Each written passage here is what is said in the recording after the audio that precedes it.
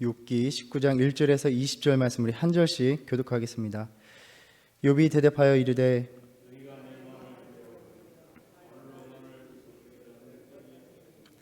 너희가 10번이나 나를 학대하고도 부끄러워 아니하는구나.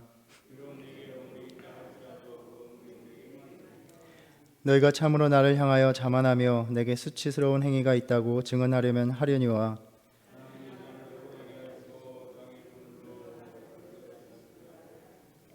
내가 폭행을 당한다고 부르짖으나 응답이 없고 도움을 간구하였으나 정의가 없구나.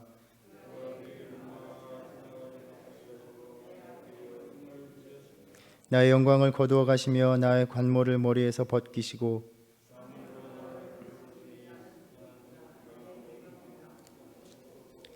나를 향하여 진노하시고 원수같이 보시는구나.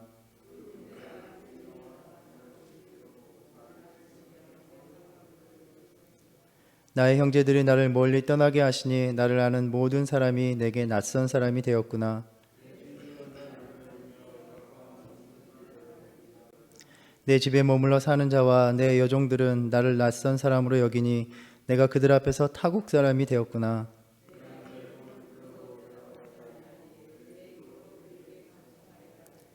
내 아내도 내 숨결을 싫어하며 내 허리의 자식들도 나를 가련하게 여기는구나.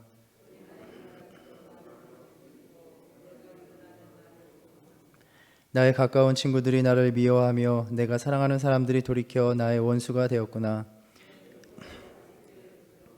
남은 것은 겨우 잇몸뿐이로구나. 아멘. 욥의 친구들은 하나님을 변호하면서 마치 자신들이 하나님인 것처럼 욥을 공격하고 있습니다. 사실 욥은 친구들이 자신의 고난의 이유나 고난의 의미에 대해서 이야기해 주기보다는 자신을 위로하고 긍휼히 여겨주기를 기대했습니다. 그러나 친구들은 오히려 욥을 괴롭게 하고 있습니다. 2절에 보면 욥은 친구들에게 너희가 내 마음을 괴롭히며 말로 나를 짓부수기를 어느 때까지 하겠느냐라고 호소합니다. 하나님께서는 사탄에게 욥의 뼈와 살만을 손댈 수 있다라고 허락하셨지만 그의 생명은 해하지 말라라고 하셨습니다. 여기에서 생명이라는 말이 히브리어로 네페시라는 말입니다. 2절에서 욥이 내 마음이라고 할 때 바로 그것이 네페시입니다. 지금 친구들은 사탄에게도 용납되지 않았던 욥의 네페시를 상하게 하고 있는 것입니다. 그것도 하나님을 대변하기 위해서 그렇게 하는 그들의 말로써 사탄을 통해 받은 고통보다 더한 고통을 지금 욥에게 가중시키고 있는 것입니다. 19장에서는 앞서 친구들에게 대응했던 것처럼 욥은 친구들의 말이 다 쓸데없는 말로써 자기를 공격한다라고 탄식하면서도 한 가지 더 공동체 안에서 철저하게 소외된 자신의 모습을 보면서 한탄을 하고 있습니다. 그리고 중보자를 통해서 자신의 순전함이 인정받기를 기대하는 그러한 외침을 드리고 있습니다. 우리가 읽었던 것처럼 욥은 먼저 친구들을 공격하는 말로서 시작하고 있습니다. 빌닷이 언제나 자기에게 말했던 말 그대로 그 표현을 사용합니다.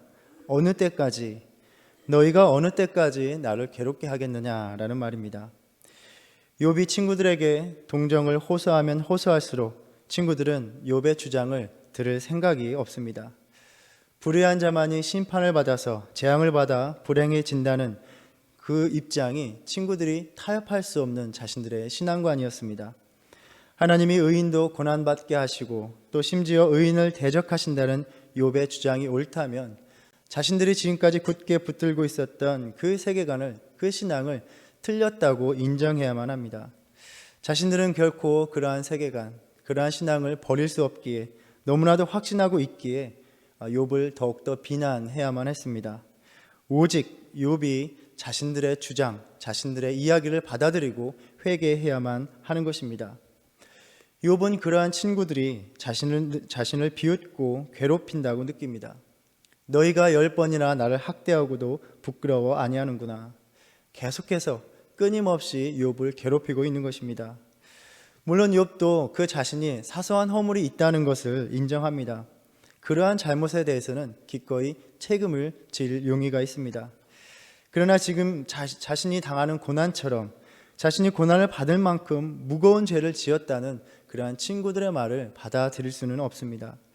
그럴 만한 죄가 있는지, 그러한 무거운 죄가 내게 있는지 너희가 한번 증명해봐라 라고 이야기합니다.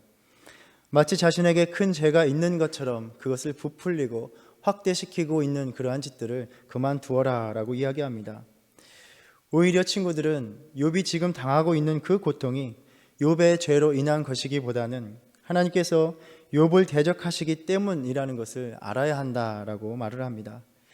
욥이 생각하기에 지금 자신이 당하고 있는 그 잔인한 고통은 바로 하나님께서 욥을 대적하시고 있기 때문입니다. 6절에서 친구들에게 말을 합니다. 하나님이 나를 억울하게 하시고 자기 그물로 나를 에워싸신 줄을 알아야 할지니라. 에워싸다라는 말을 통해서 하나님께서 지금 자신의 입장을 하소연할 수 없도록 꼼짝 못하게 하신다라고 말을 합니다. 7절부터 묘사하고 있는 하나님의 공격은 바로 앞에서 욥이 19장 9절부터 이야기한 바와 비슷합니다. 7절에서 폭행을 당한다라고 부르짖는 그러한 말은 법적으로 소송을 거는 것을 연상시킵니다. 정의를 위해서 자신의 보장된 법적인 권리를 주장하고 있지만 이 폭력에 대해서, 자신이 당한 폭력에 대해서 공공연하게 다룰 그러한 적절한 소송이 보장되지 않고 있는 것입니다. 그리고 8절에서 그가 내 길을 막아 지나가지 못하게 하시고 내 앞길에 어둠을 두셨으며 라고 말합니다. 하나님께서는 욥이 빠져나갈 구멍을 다 차단시키셨습니다. 9절에서 관모는 욥의 명예를 상징합니다. 욥은 마치 성이 포위당하고 통치권을 상실한 왕과 같이 되어버렸습니다. 그리고 여기에는 더 깊은 의미를 우리가 찾아볼 수 있습니다. 시편 8편에서 시편 기자는 하나님의 놀라운 능력을 찬양합니다. 사람이 무엇이기에 주께서 그를 생각하시며 인자가 무엇이기에 주께서 그를 돌보시나이까. 그를 하나님보다 조금 못하게 하시고 영화와 존귀로 관을 씌우셨나이다 라고 찬양합니다. 그러니까 영광과 관은 모든 인간에게 부여해 주신 하나님의 영광이었습니다. 욥은 그렇게 하나님께서 인간을 창조하실 때에 부여해 주셨던 그러한 존귀와 영광을 모두 잃어버렸다라고 말을 합니다. 그렇게 욥에게는 하나님께서 대적자로 경험되고 있습니다. 11절에서 나를 향하여 진노하시고 원수같이 보시는구나 라고 한탄합니다. 전사이신 하나님께서 적군으로서 욥을 향하여 달려들어서 그 장막을 둘러 진을 치셨습니다. 오늘 본문을 보면 욥이 있는 곳을 아주 튼튼한 방어를 갖춘 곳, 그러한 성벽이 아니라 장막이라고 합니다. 한 번만 때리면 금세 무너질 그러한 장막이라고 합니다. 자신은 그렇게 아무런 준비도 없이 하나님의 일격을 당하여 무너져 버린 것입니다. 13장 25절에서 욥은 주께서 어찌하여 날리는 낙엽을 놀라게 하시며 마른 건물을 뒤쫓으시나이까 라고 말합니다. 바람에 나는 겨와 같은 그렇게 연약한 자신을 하나님이 무자비하게 공격하시고 치셨다고 자신의 고통에 대해서 이야기합니다. 우리가 19장에서 이전에 친구들에게 대답하면서 말했던 그런 욥의 탄식에서와는 달라지는 또 다른 하나의 고통이 바로 지금 그가 맛보고 있는 공동체에서 철저한 소외를 당하는 그러한 고통입니다. 13절부터는 고통 가운데 있는 자신의 고독에 대해서 한탄을 합니다. 하나님이 자신을 철저히 공동체로부터 버림받게 하셨다라는 것입니다. 자신이 이렇게 고난을 당하다 보니, 고통 중에 있다 보니 친척들과 가족들, 친구들이 자신을 잊어버렸음을 알게 됩니다.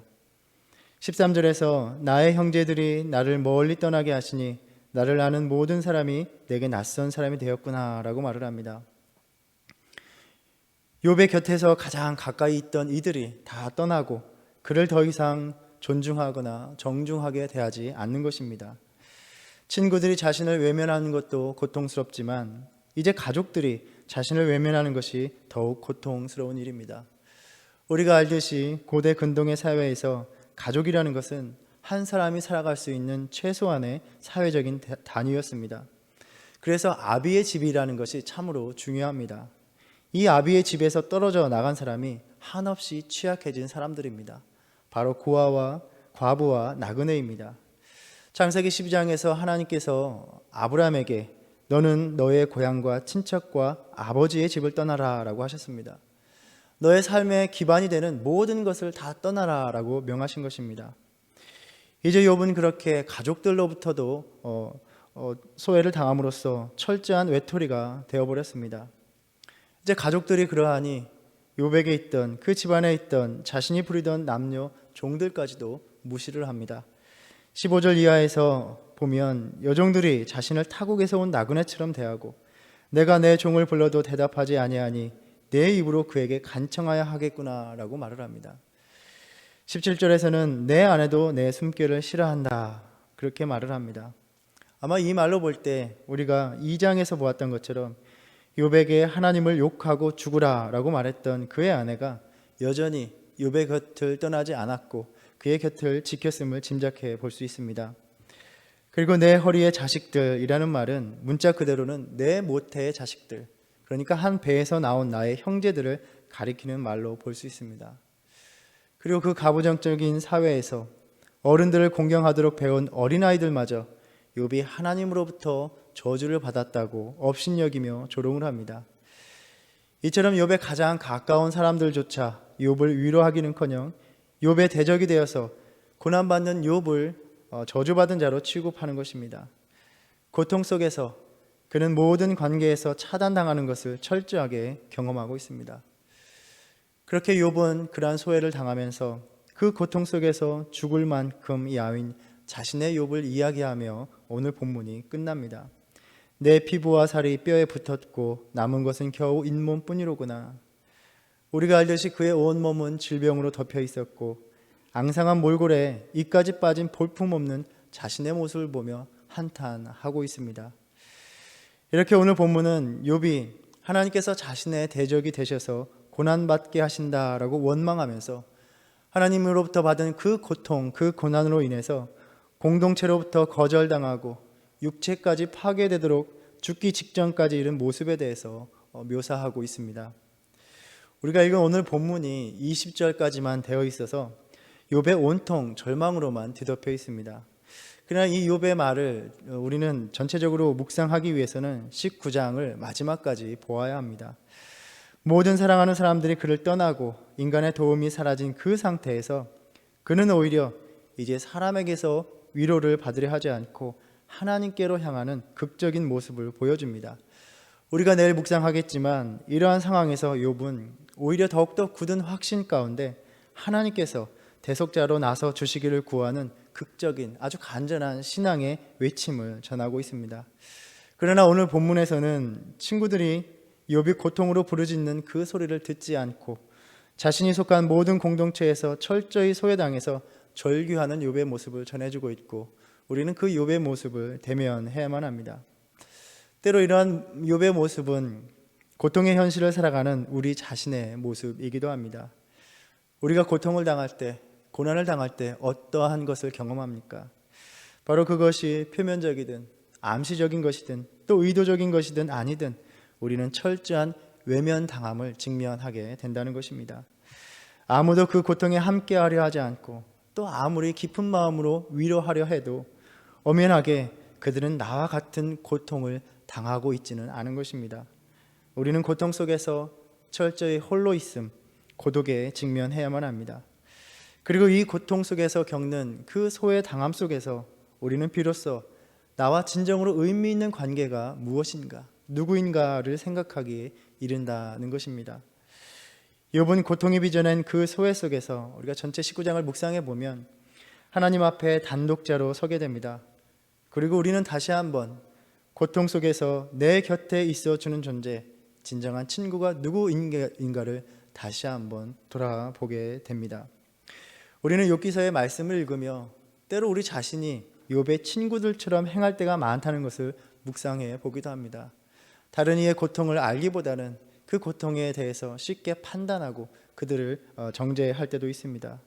또 한편으로는 우리가 욥과 같이 되었을 때, 우리 자신이 욥과 같이 되었을 때 욥의 친구들 같은 이들이 우리들 곁에 있다는 것을 또한 경험하기도 합니다. 그들이 곁에 머무르는 것이 더 큰 고통으로 다가올 때도 있습니다. 그리고 과연 그러한 고통을 당하는 욥의 곁에 있을 수 있는 친구는 어떠한 사람일 수 있을까를 생각해 보게 됩니다. 아마도 그는 바로 욥과 같은 그 같은 고통을 겪어본 사람이어야 할 것입니다. 그러한 사람만이 욥에게 진정한 위로를 건네줄 수 있을 것입니다. 그 고통의 깊이를 몸소 체험해 본 사람, 바로 그가 진정한 위로자요 진정한 친구로 그 곁에 머무를 수 있을 것입니다. 그리고 우리는 하나님께서 주신 말씀, 또 예수님의 생애를 묵상해 볼 때 우리 곁에는 그 고통을 당한 자로서 머무는 친구가 있다는 사실을 발견하게 됩니다. 이사야서 53장에서는 고난받는 종에 대해서 말씀합니다. 그는 주 앞에서 자라나기를 연한 순 같고 마른 땅에서 나온 뿌리 같아서 고운 모양도 없고 풍채도 없은즉 우리가 보기에 흠모할 만한 아름다운 것이 없도다. 그는 멸시를 받아 사람들에게 버림받았으며 간고를 많이 겪었으며 질고를 아는 자라. 마치 사람들이 그에게서 얼굴을 가리는 것 같이 멸시를 당하였고 우리도 그를 귀히 여기지 아니하였도다. 그런데 이 종은 그렇게 멸시를 받고 고통을 받을 만한 죄를 결코 짓지 않았습니다. 하지만 사람들은 그의 질고에 대해서 하나님께 버림받은, 하나님께 심판받은 표로 여겼고 아무도 그러한 죄인하고는 관계하려, 함께하려 하지 않았습니다. 그는 실로 우리의 질고를 지고 우리의 슬픔을 당하였거늘 우리는 생각하기를 그는 징벌을 받아 하나님께 맞으며 고난을 당한다 하였노라. 자신의 죄와는 상관없는, 까닭 없는 그러한 고난을 당하면서도 그는 모든 이들에게 버림을 받았습니다. 우리는 이 고난받는 종의 모습을 바로 예수님에게서 발견하게 됩니다. 멸시와 조롱과 그를 보내신 하나님 아버지로부터도 철저히 외면당하고 소외당하며 우리를 위해서 십자가를 지신 것입니다. 우리는 때로 예수님께서 그저 능력과 권세로서만 우리 곁에 머무신다라고 생각을 합니다. 그러나 주님은 실상으로 우리보다 더 깊은 고통받은 자로서, 더 상처받은 자로서 우리 곁에 머무시는, 계시는 분이라는 것입니다. 고통받은 자로서 고통받는 그의 백성, 그의 자녀, 우리 곁에 머무시는 예수님이시기에 누구보다도 우리의 고통과 아픔을 아시는 분입니다. 그래서 주님께서는 욥의 친구들과는 달리 늘 우리의 고통의 원인보다는 그 아픔을 먼저 보아주시는 분, 돌보시는 분이라는 것입니다. 내일 묵상한 21절에 보면 욥이 친구들에게 바랬던 것은 무엇이었습니까? 나의 친구야, 너희는 나를 불쌍히 여겨다오, 나를 불쌍히 여겨다오. 왜 친구들은 고통스러운 욥에게 그렇게 비난하며 괴롭히는 것입니까? 그의 고통을 진정으로 이해하지 못하기 때문에, 도대체 알 수 없기 때문이었습니다. 자신들이 그러한 상황에 겪어보지 못했기 때문입니다. 그러나 우리 곁에 계신 그 친구는 우리의 고통을 아시기에, 그 고통을 우리와 같은 육신으로 몸소 겪으셨기에 우리를 진정으로 불쌍히 여기신 분이었습니다. 우리가 예수님의 생애를 묵상해 볼 때 주님께서는 늘 무리를 보시면서 그들을 불쌍히 여기셨다 말씀하고 있습니다. 그들을 하나님의 심판을 받아 정죄를 받을 대상이 아니라 불쌍한 이들로 보신 것입니다.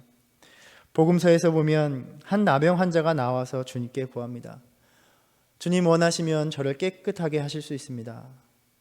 주님께서는 분명 말씀만으로도 그를 치유하실 수 있었습니다. 그럼에도 불구하고 손을 내밀어 그에게 대시며 그를 어루만지시며 말씀하십니다. 내가 원하노니 깨끗함을 받으라. 모세의 율법에 의하면 피부병에 걸린 자를 만지면 부정해진다고 생각하는 그러한 무리들을 상관하지 않으시고 그를 만져주셨습니다. 그에게 손을 대해 주셨습니다. 죄의적인 부정 때문에 아무도 그와 접촉하려 하지 않는 그의 소외됨, 그의 아픔, 그의 상처를 아셨고 어루만져 주신 것입니다. 예수님은 그 많은 사람들 중에서 유일하게 그의 고통을 알고 계신 분이었습니다. 이제는 육체의 고통보다도 그를 알아줄 진정한 친구가 없어서 더욱 괴로워하고 탄식하는 욥에게 진정한 위로의 친구가 누구인가를 묵상하게 하시는 말씀입니다. 그리고 우리 곁에는 고통받는 자로서 머무시는 하나님, 임마누엘의 주님이 계시다는 것을 돌아보게 하십니다. 그 어떤 것보다도 먼저 우리의 고난, 그 아픔을 보아주시는 주님. 그래서 우리는 찬양의 가사와 같이 이렇게 고백할 수 있는 것입니다. 세상 친구 멸시하고 너를 조롱하여도 예수 품에 안기어서 참된 위로 받겠네. 주님은 오늘 또 우리와 함께 해주시는 분입니다. 히브리서 13장 5절에서 사도는 주님의 이 약속을 다시 확인하고 있습니다. 그가 친히 말씀하시기를 내가 결코 너희를 버리지 아니하고 너희를 떠나지 아니하리라 하셨느니라. 모든 사람이 떠나가는 그 고통의 자리, 모든 사람이 나를 낯설게 대하는 그 외면의 자리, 자신들의 그 오해와 자신들의 그 이해 속에서 비난하고 조롱하는 그 고통의 그 자리에 우리와 함께 계시는 분, 진정한 우리의 위로자 예수 그리스도가 오늘 또 친구로서 우리의 삶을 동행하여 주시는 것입니다. 욥은 자신에게 허락된 알 수 없는 그 고통 속에서 모든 이들이 떠나가는 그 자리를 통하여 하나님을 정직하게 대면하면서 오직 자신을 돌보는 진정한 관계로 머물 수 있는 자가 누구인지를 깨닫게 될 것입니다. 욥의 고난은 따라서 어떠한 면에서 철저한 소외를 통하여 우리의 인생이 다른 사람들의 곁에 머물기를 구해야 하는 것이 아니라 오직 하나님 앞에만 나아가고 하나님의 임재를 구해야 하는 존재임을 다시 깨닫게 하는 과정이다라고 묵상해 봅니다. 오늘도 우리에게 주신 이 말씀을 통하여 우리의 힘든 삶의 자리에 함께 하시는 주님을 바라볼 수 있는 그 믿음의 시선으로 살아가는 저와 여러분 되기를 간절히 소망합니다. 기도하겠습니다. 주님, 욥의 고난을 묵상하면서 고통받는 그의 곁에 있는 참된 친구, 참된 위로자는 누구일까를 돌아봅니다. 우리의 삶이 욥과 같이 고통 속에서 아무도 없다 하며 홀로 남은 아픔을 맛볼 때에 언제나 주님이 곁에 계셨음을 고백합니다. 우리의 아픔과 고통을 다 맛보셨기에 주님만이 우리의 아픔을 아시며 우리를 어루만지시는 참된 위로자 되심을 깨닫습니다. 오늘 또 고통의 현실로 인해서 곁에 있는 모든 이들로 인해 실망하고 외면당할 때 포기하지 않고 신실하신 주님을 다시 기대하고 의지하며 살아갈 수 있는 믿음을 갖게 하여 주시옵소서. 주님만이 우리를 살리시고 우리의 소망 되시기에 오늘도 간절히 주님의 은혜를 구하는 모든 심령에 함께하여 주시옵소서. 예수님의 이름으로 기도드립니다. 아멘.